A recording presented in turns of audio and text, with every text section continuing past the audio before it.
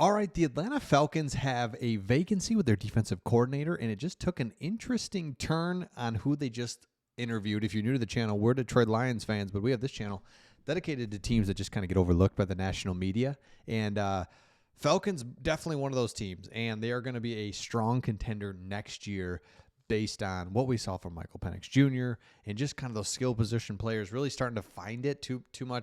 It was too late, too little to make it happen, but Falcons are a team you definitely got to keep an eye on. So here's the interesting part right here.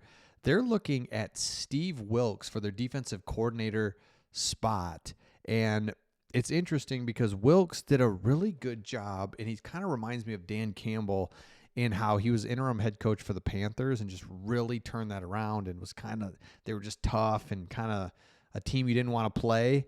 And then remember, he really did some good things with San Francisco. They were ranked 8th in total defense with 304 yards allowed per game.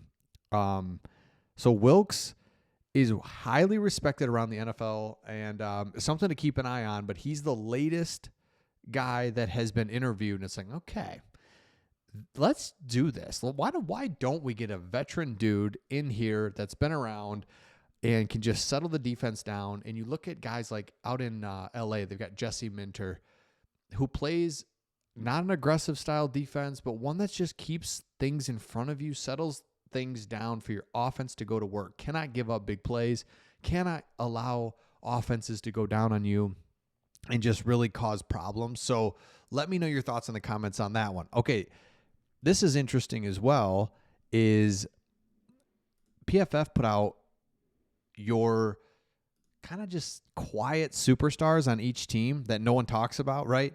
The kind of secret superstar, Kaden Ellis for you. So here it is, linebacker, guy that you can count on and build around on your defensive side of the ball if you can get the right coach in there.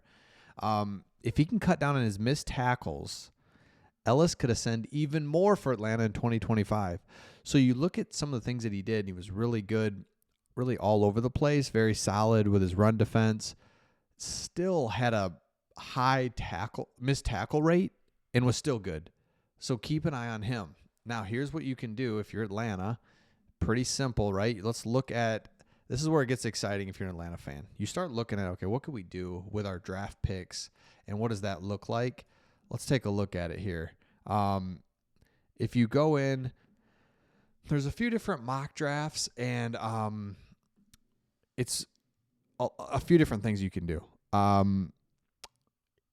In the first round at 15 overall, PFF projects that they will take edge rusher Nick Scorton, earning an A+ draft grade. So you can go defensive end, and then you can go star wide receiver after that in the second round, which I really like. I like that. I like going defensive end because if you're an Atlanta Falcons fan, you're just thinking to yourself, come on, okay, let's get good defensively. Offensively, we're there. We've invested enough on that. Let's settle down defensively, and we should be in great shape. So let me know your thoughts in the comments on that, because I think the Atlanta Falcons are a team in a division where it's there for the taking. You're not afraid of the Tampa Bay Buccaneers in any way. If anything, you're just annoyed by them because it's like, okay, you guys, we do all this back and forth, and then you lose in the first round of the playoffs after we've just been playing each other, doing all this, who's going to win the division, and you guys win and do that. Like, we could have done that. Why?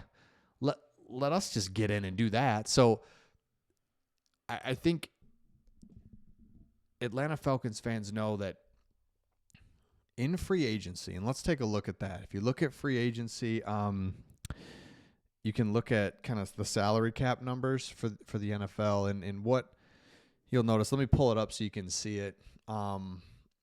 Even with the Kirk Cousins just like problems, even with that, you're only $7 million over the cap right now as it stands. There can be some adjusting, some shifting. You never know if you're able to trade him, what that looks like. Even with the Kirk Cousins thing, you're only $7 million over the cap right now. That'll get adjusted. Some contracts will get shifted around.